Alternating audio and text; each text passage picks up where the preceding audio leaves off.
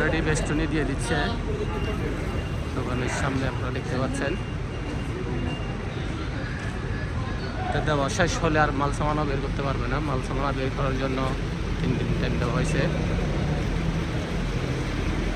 ফুল গেরোয়া দিচ্ছে একদম পিৎজা রুটের শুরু থেকে শেষ পর্যন্ত যত পুরাতন বিল্ডিং আছে সবগুলা ভেঙে ফেলবে।